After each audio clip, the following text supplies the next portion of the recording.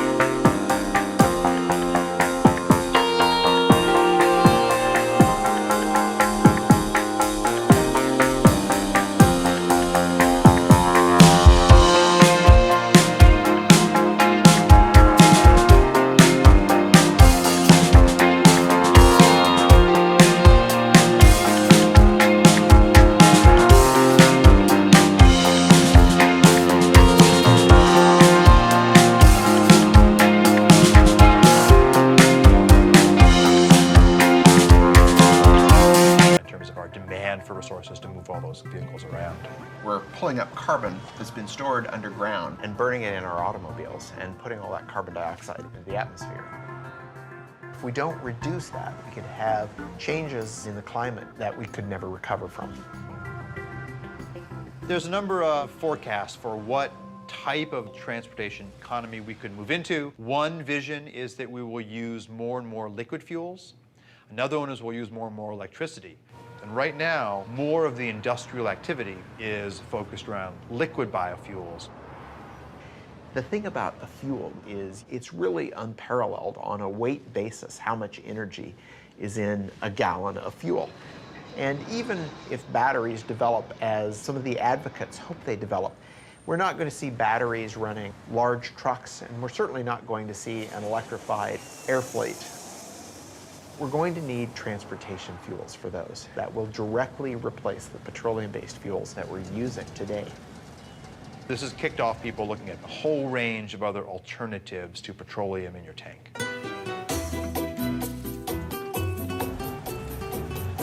Commercial production of ethanol as fuel started in Brazil in 1975. When we started the ethanol program, nobody talked about reducing emissions. This was not an issue at that time. First, and most important, we didn't have money to buy oil anymore after the first oil shock. We were importers of oil. And today, more than 50% of all cars use ethanol instead of gasoline. Brazil made a very conscious choice to try to find a way to reduce their fossil fuel dependence. And they didn't have to look very far because Brazil's climate is ideal for growing sugarcane. When you have sugarcane plantation, you have only two things to make, sugar and ethanol. My family has been in sugarcane business since 1955. And about 30 years ago, I thought there is opportunity to make more ethanol. And now we are producing 120,000 cubic meters of ethanol. Brazil today has very close to 400 sugar mills.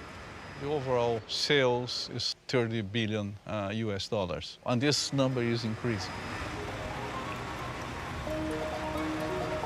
If you look at how they make ethanol and how efficient the process is, it's really a model for all of us.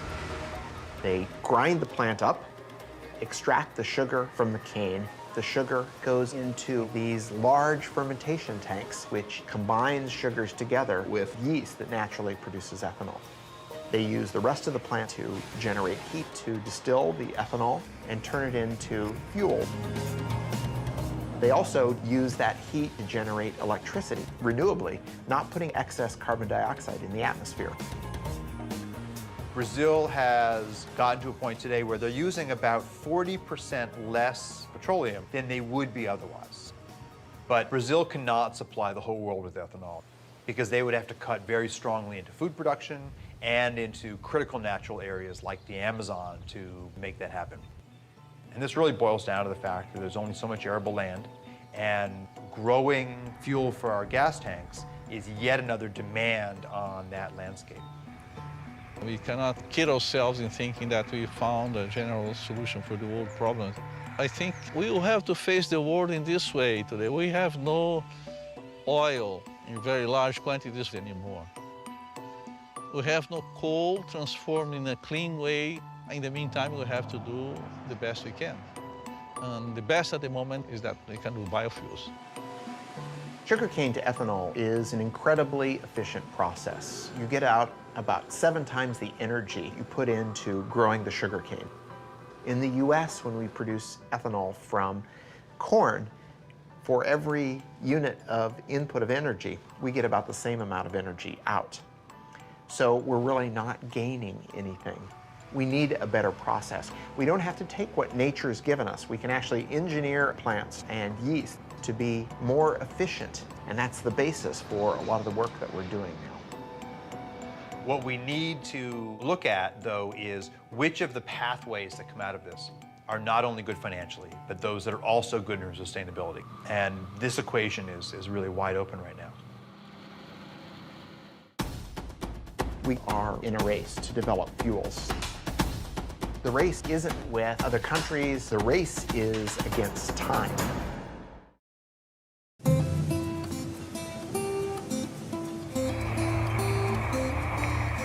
To meet the immediate and future demands, we made the energy solution spring from the ground.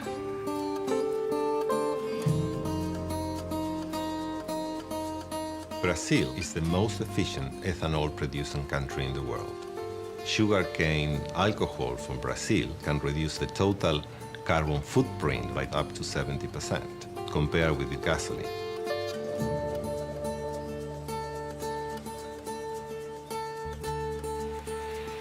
The biggest challenge for fuel providers and car manufacturers is to reduce CO2 emissions over the next 20 years.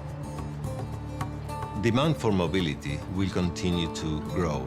We believe that biofuels are very important because they help in an immediate way.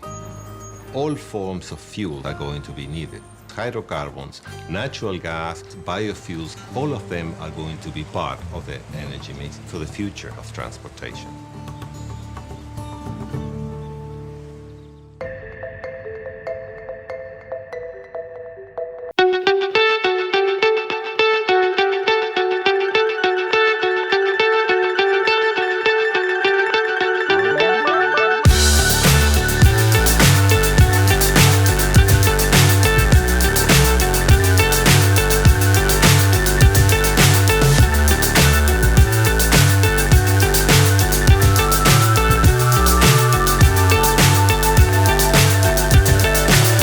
So high I'm hypnotized. What's up is down, what's left is right. Chasing stars and holding you. For centuries, we have been using yeast to consume glucose and produce wine and beer. We're trying to do something very similar, only we're engineering the yeast to consume that glucose and turn it into a fuel or a drug or chemical.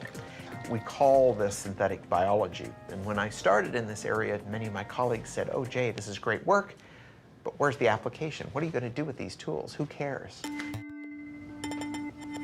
Malaria is an enormous problem. In any one year, 1 million or so people die of the disease, and most of them are children under the age of 5. So we thought this was a great opportunity to engineer yeast to produce an anti-malarial drug called artemisinin. This drug is derived from plants right now, but it's too expensive for people in the developing world. So my laboratory engineered yeast to produce small quantities of artemisinin. Now that process is being scaled up and we'll have this drug on the market shortly, but at a substantially reduced cost. It turns out that anti-malarial drug is a hydrocarbon, and it's very similar in many ways to diesel fuel. We thought, gosh, we could turn our attention now to fuels. We could make a few changes in that microbe to turn it into a fuel-producing microbe. If we imagine that glucose is going to be our new petroleum, we need a source for that glucose. And so the crops that we're looking at are crops like switchgrass. This is a native grass. It grows without a lot of water and on marginal lands, but we could turn into energy farms. The challenge, though, is that unlike sugarcane, it's very difficult to get the sugar out of that biomass. So we use what we call a pretreatment process to extract the glucose from the plant, and then we feed that glucose to a yeast that we've engineered to produce hydrocarbons. And that yeast takes in the sugar, and it changes its composition and gives us this high-energy molecule. They float to the top, you skim them off, you put them in your tank.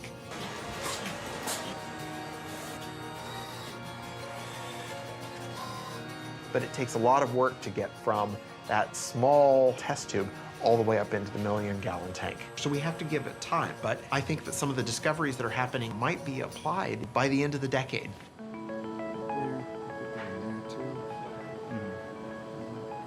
In terms of a sustainable equation for the planet, the role of biofuels is quite tricky. There are a variety of crops that do not compete directly with food, and finding ways to utilize those types of crops first, that's very attractive. So solving the science is part of the story, but then evaluating all of these new fuels in terms of the land use impacts that they could have, that is an even harder story than doing the good science.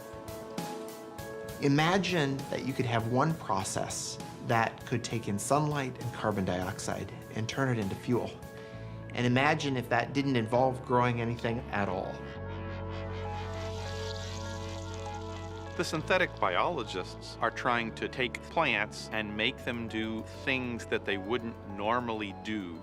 On the other hand, materials chemists like myself want to do artificial photosynthesis to improve on the process that nature does in real photosynthesis.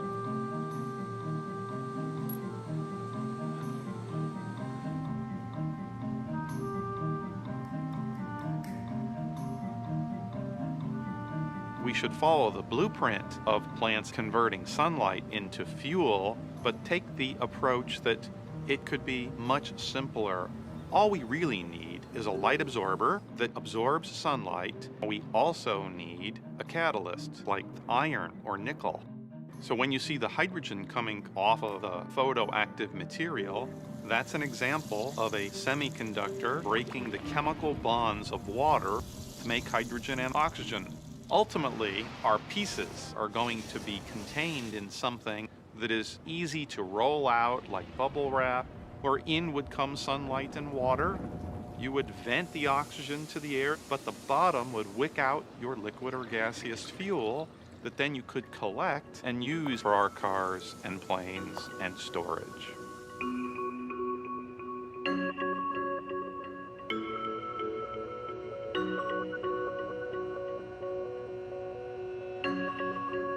Our goal is within 2 years to have the first artificial photosynthesis solar fuels generator that we can hold in our hands, and then get to scale beyond that time. We're certainly not good at predicting the future, but to me, electric vehicles look like a sustainable option. We've heard proposals about things as far-fetched as nuclear-powered planes, and even some proposals to move freight around with lighter-than-air vehicles. And so, if the future in 2050 does include a fair amount of oil, what it means would be that we haven't deployed as many of these clean technologies as we already know are possible. If you think about how long it's taken for us to build up the petroleum industry, we can't hope to reverse that overnight. It's a huge change in our infrastructure. Yes, we should have been working on it 30 years ago. We didn't. We're trying to make up for that, and that means basic research needs to be done now and by as many people as possible. We have a long way to go, but I'm confident that we'll get there.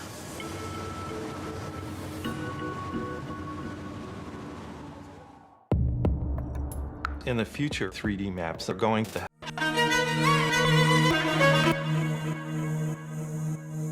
Thank you.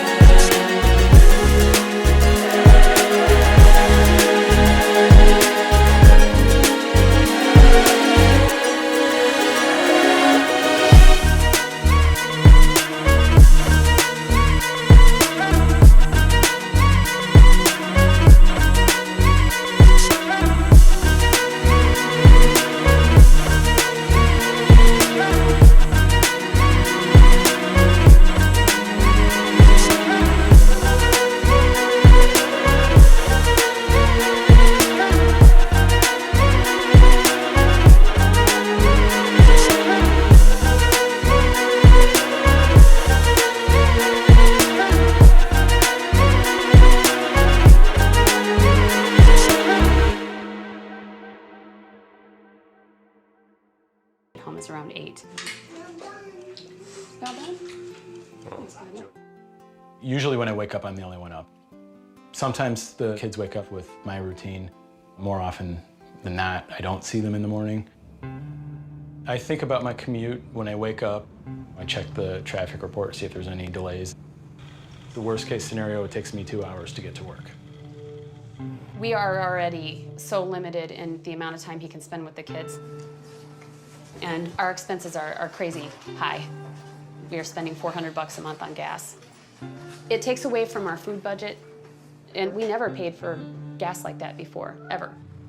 There's technology that would allow me to spend less time in the car, spend less money on gas, and spend more time at home. I'd be all for that. The cost of traffic is people's time, it's fuel wasted, it's an emotional toll, it's a frustration. Utilizing the roads more intelligently is a much more efficient approach to the inability to have supply keep up with traffic demand. If you took a satellite picture of the highway, you can see that there's actually a lot of open space. And if we had the technology for cars to drive more closely but safely, then you could increase the utilization of the road network. What this means is that to be more efficient, to use less fuel, we need to see the road differently. We need cars that can navigate through the urban landscape in a radically different way.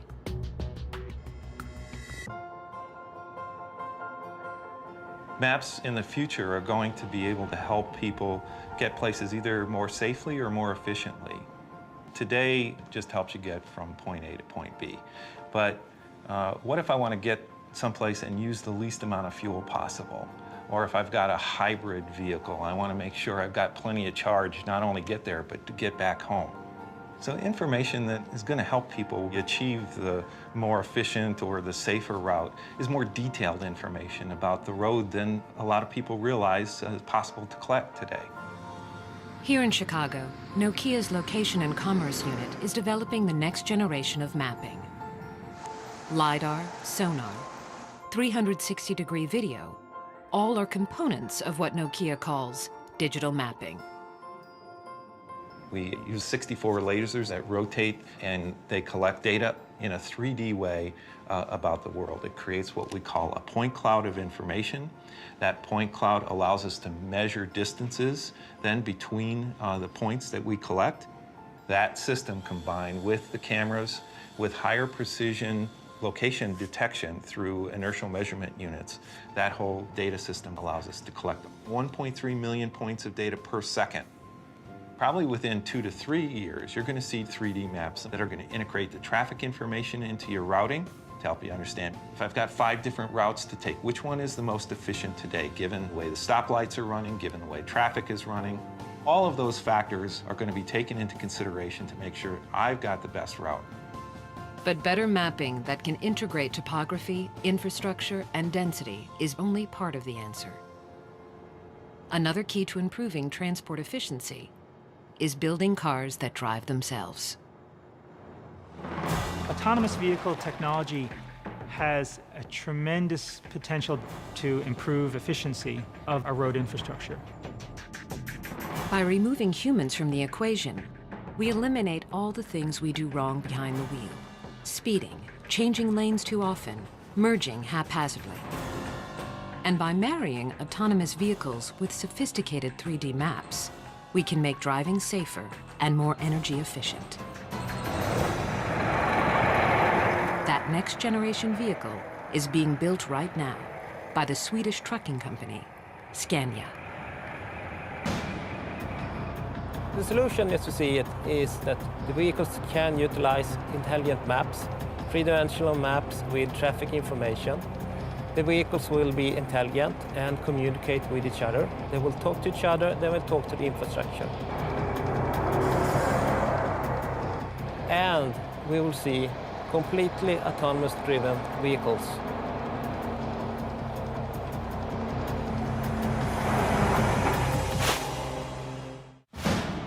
The goal was to have multiple robots and see if they could go 60 miles fully autonomously.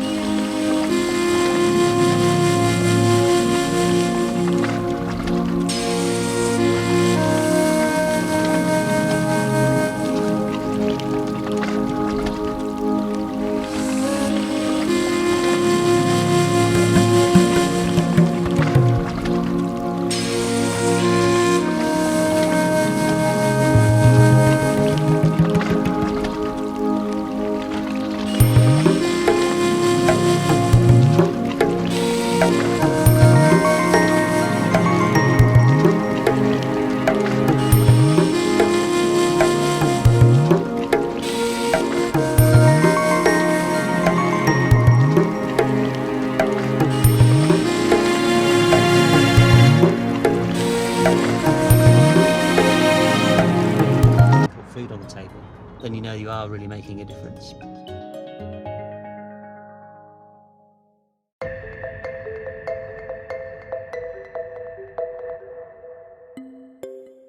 By displaying traffic density in the urban infrastructure in a revolutionary way, 3D digital maps will help create a more fuel-efficient future. But these technologies are limited by the drivers who sit behind the wheel. Some believe that for cars and trucks to be truly energy efficient, they will need to drive themselves. The technology is coming into play through sensors and capabilities for cars to drive autonomously. In 2007, the United States Department of Defense held a competition to see if a completely autonomous self-driving vehicle was possible. DARPA stands for the Defense Advanced Research Projects Agency. They held a competition to develop self-driving robots that could drive themselves in traffic. The goal was to have multiple robots, turn them loose on a course, and see if they could go 60 miles in 6 hours fully autonomously. Driving may be one of the most complex things we do every day. Drivers make dozens of decisions at any given moment. One study found that drivers were exposed to over 1,300 items of information per minute. We make so many decisions when we're driving without even thinking about it. So in creating our vehicle, a great component of the enterprise was developing software to handle lots of sensors, feeding lots of data, and generating a bunch of potential paths that the vehicle might follow. And even though the robot doesn't have the ability to predict the future, by using this fast random path generation, the robot could anticipate a potential accident and choose a path to avoid it, because it's always thinking about what things could the car do next. No one expects millions of cars driving themselves anytime soon. But there is a place where self-navigating technologies are being optimized to create the vehicle of the future. We are on the Scania test track outside Stockholm, where we have basically, it looks like a highway, but it's a separate test track where we conduct our own experiments. Scania, the Swedish trucking company, has recently begun testing its next generation of long-haul truck. Utilizing radar, sonar, and intelligent mapping, they've been able to drastically reduce fuel consumption. We have this example with platooning, where we make use of the reduction in air resistance or air drag that you get from driving close to each other with heavy-duty vehicles. And in order to control this, you need to know where the other vehicles are, where their position, their velocity, their actions in the near future. And to be very close to the vehicle ahead of you requires that you have very accurate control. If you look at robotics broadly, there's a wonderful set of research on people looking at schooling of fish and trying to develop the ability for robots to work together like that. So there are wonderful examples from nature of how cooperation can lead to more efficient resource utilization. You can see it when people are competing in Tour de France. They platoon to reduce air drag. They are not bicycling behind each other that close because it's fun or because they are racing. It is because they are reducing air drag, sitting behind the man who is leading. A truck traveling 55 miles per hour expends half its energy just to move the air around it. At 65 miles per hour, that number jumps to almost 2/3. Even if platooning can reduce the energy used by 10%, the savings would be substantial. If a vehicle in front of another vehicle wants to brake, it immediately sends out the brake message to the other vehicles, so they actually brake at the same time. The way we do this is we have an automated system. So now, for instance, if I take my feet off the acceleration pedal and turn the system on, the velocity is automatically governed by getting information from the vehicle ahead through its wireless system. We want these vehicles to maintain a short relative distance. So through this system, we can reduce the fuel consumption by utilizing the air drag reduction by 10%. And 10% would mean he will be able to save approximately 8,000 euros per single heavy-duty vehicle per year.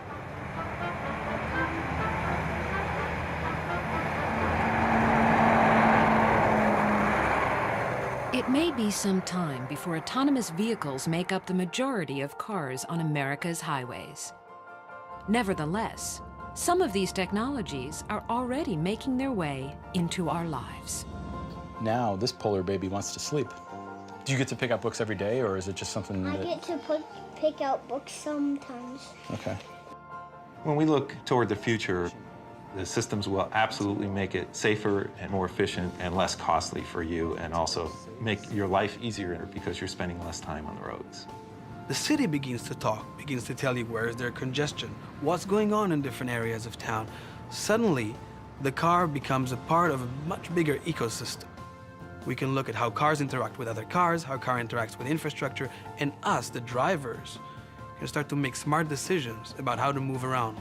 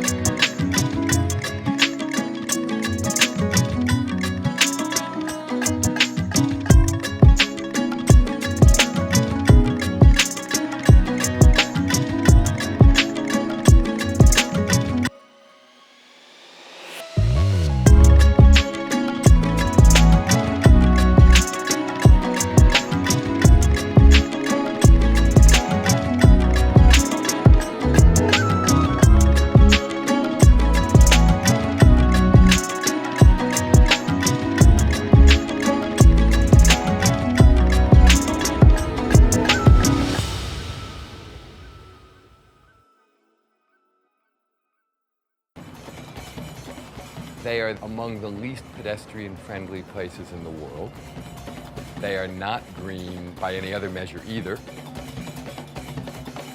And these are not easy things to fix. Masdar is still under construction, and it doesn't look like much from the highway. But they claim it's going to redefine the way cities are designed, built, and powered. Masdar City in Abu Dhabi will be the city of the future and the role model for the world. Once you see what they've envisioned for this utopian city, it's very impressive. It's carbon neutral, pedestrian friendly, and powered by renewable energies. But I do notice we're going to have to change our relationship with cars. Welcome to Masdar City. أهلا بكم في مدينة مصدر. We are driving in the bowels of Masdar City in an electric transportation system. It's slightly unnerving to sit in this for the first time. And where are we going? The first big move the architects at Foster & Partners made was to put all transportation underneath the city, leaving the streets of Masdar totally free of cars. The place reminded me of a medieval city, and actually, many design elements are adapted from ancient Arabic towns and villages. It's all about looking back into history to move forward. There's some very, very simple ideas that have a huge impact. This is a pedestrian zone, there's no cars here. This has enabled us to push our streets together to take the advantage of the shade, channel the cooling breezes through. The whole scale here is based on the human being, it's not based on the motor car. As soon as you lift up the pedestrian plane by 7 meters, you've suddenly captured this breeze. What you can see here in the balcony is we've got a modern interpretation of an ancient Arabic screen. What we must avoid is direct sunlight hitting any piece of glass. As soon as the sun hits the glass, the heat's transferred into the building and we have to use more energy to cool it down. Can this really make all that much of a difference? Yeah, absolutely. For example, downtown Abu Dhabi, 60-meter wide streets, black asphalt, mirrored, reflective buildings, no relief from the sun. On a day in September, the air temperature in both places was 39 degrees. In Abu Dhabi, the temperature measured at the asphalt was 57 degrees. In Masdar, the temperature measured on the ground is 33 degrees, so we've actually lowered the air temperature. We're trying to do as much as possible with as little as possible. These simple design moves cut air conditioning needs by 60%. But this place is also technically very sophisticated. The roof panels not only provide shade, they also generate electricity. And the walls themselves are made of glass-reinforced concrete, literally sand taken from the desert. Everything here is geared towards maximizing energy efficiency. Masdar does represent a whole different value system. It represents an acknowledgement that eventually everybody has to go in a different kind of direction, no matter how much money they have, no matter how much oil they have, no matter anything else. All of the cities here in this part of the world have come out of nowhere. There was nothing here not so long ago, except small settlements in the desert. And then all of this oil and all of this money, and suddenly, you know, wham, these cities started popping up. But they sprung up in a false love of a Western model that was already out of date. The model of the late 20th century automobile-based, energy-hogging city.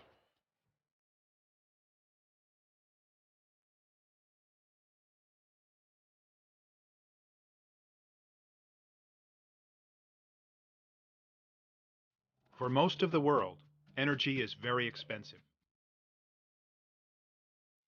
But the United Arab Emirates is sitting on 10% of the world's oil.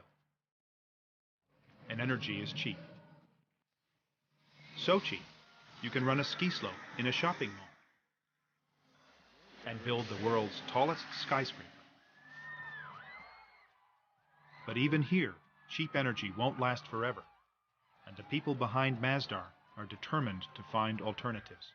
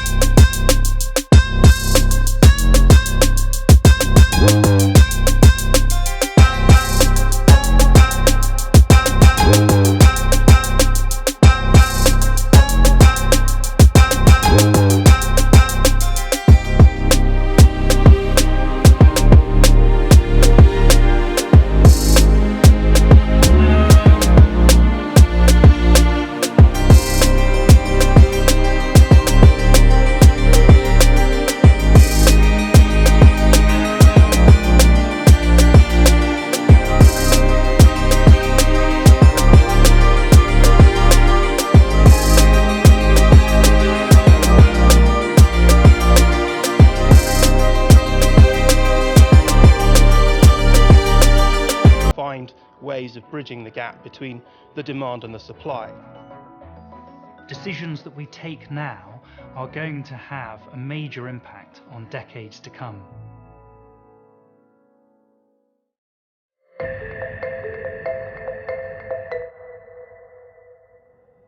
There's enough oil under these sands to last 150 years. But fundamental to the Masdar ideal is getting energy from renewable sources, from geothermal and wind, and most of all, from a source they have in abundance in the desert, the sun.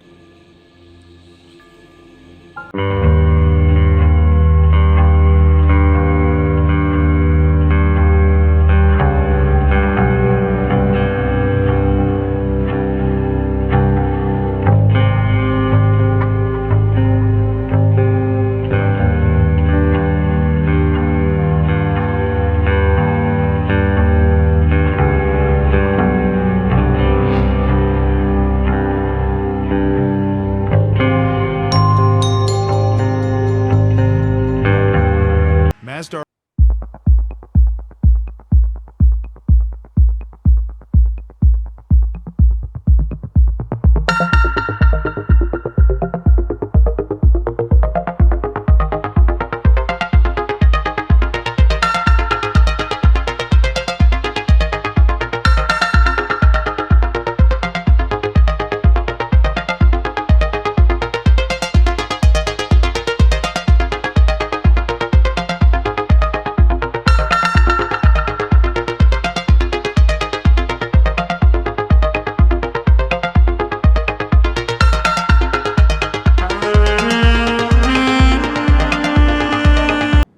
So Masdar needs to draw power from the grid when the sun goes down.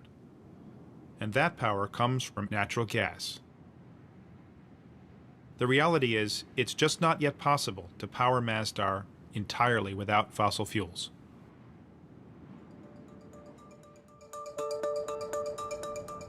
The great challenge with Masdar will be, how do you make it a place that will not be just this ideal city that no other place could actually aspire to because it doesn't seem real?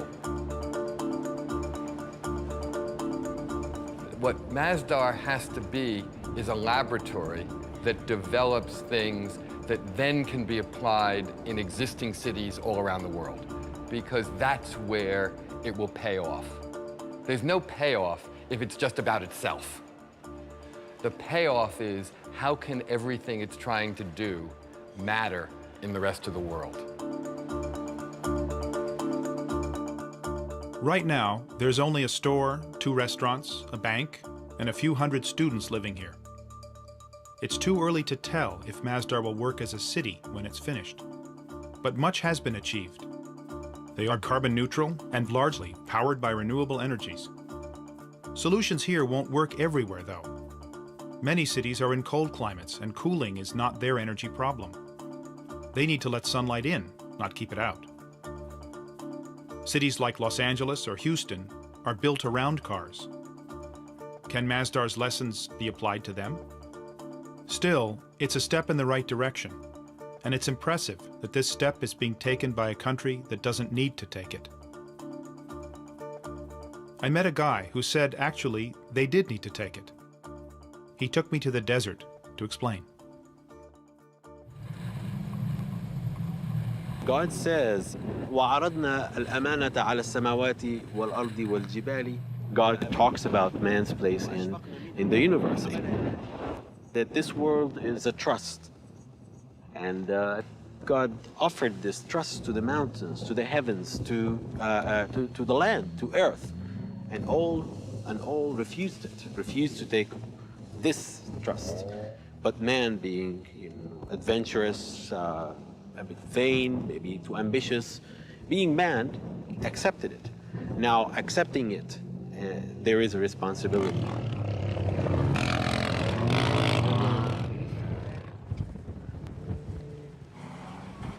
Taking responsibility isn't always easy. Utopia may be unattainable, but we must reach for it. And Masdar does give us a clue to what cities will be like in the future. They may not look quite like Masdar, but they will be shaped by the same concerns, by energy, where it comes from, and how it's used. The way we've been building cities lately